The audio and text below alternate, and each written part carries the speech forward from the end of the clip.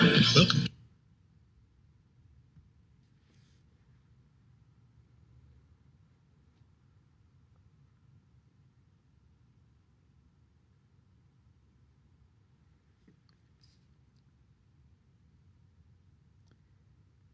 Blessings, everyone. This is Dale. Thank you for joining with me today. Tell you what, let's go to Luke chapter 2, and I think we're going to be bringing it to the end here, the examination of the birth narrative of the Lord Jesus Christ. Now, remember, we've just been looking at in the Gospels, in Matthew and Luke primarily, with a few cross-references back to the Old Testament.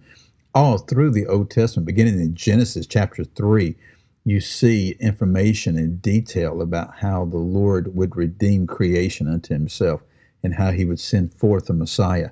There's literally hundreds of prophecies. So we're just looking at the actual account of what occurred. Okay, so let's Luke chapter 2, verse 36.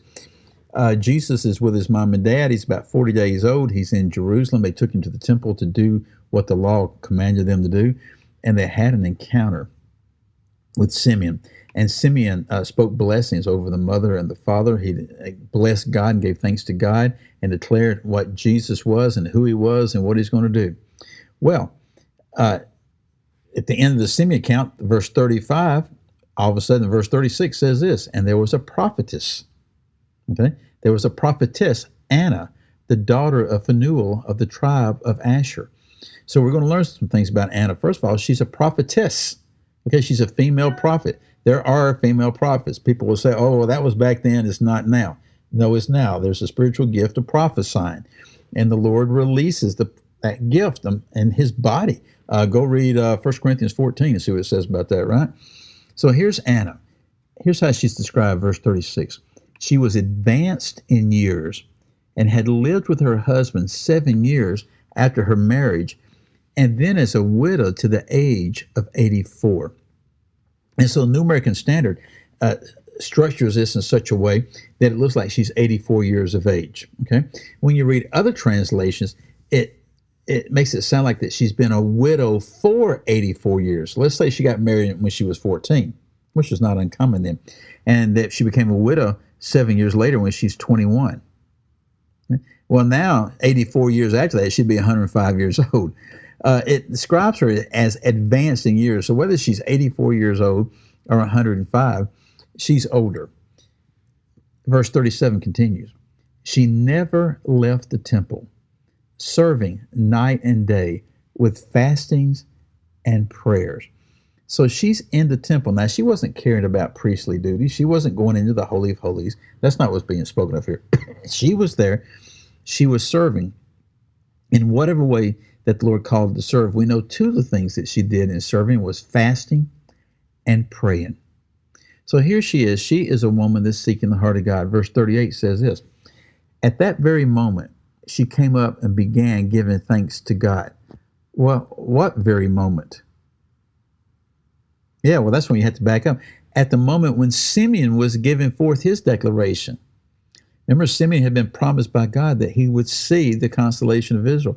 So when Simeon's speaking this forth, here comes Anna up, and she began giving thanks to God and continued to speak of him to all those who were looking for the redemption of Jerusalem. And these are actually titles and names of the Lord Jesus Christ. He is the redemption of Jerusalem. He is the consolation of Israel. So she comes up, and people would have known who she was. They would have known that she was a prophetess. And here she is verifying what Simeon was speaking. So what you have at the end of the birth narrative of Jesus is this declaration by two elderly people that were highly respected that this is the Messiah that we have been awaiting for all these centuries.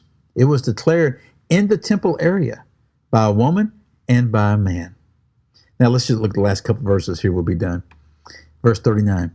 When they had performed everything according to the law of the Lord, they returned to Galilee, to their own city of Nazareth. Now, speaking of Mary and Joseph. So they'd gone up there according to the law.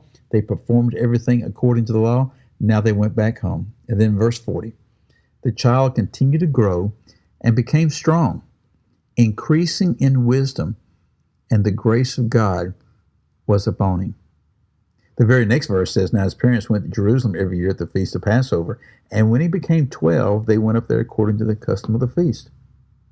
You actually see a 12-year leap right here, where the Bible doesn't speak anything about Jesus, though it does speak a lot about him.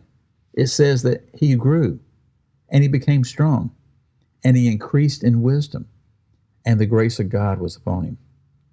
Is that not the desire that we have for our children, that they would grow, that they would become strong, that they would increase in wisdom, and that God's grace would be upon them?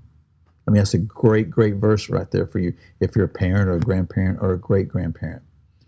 Anyway, wonderful information that the Lord gives us, but not just for the point of knowledge, for the sake of knowledge, but for transformation of our own lives, that he gives us in the birth account and the narrative of his coming the first time.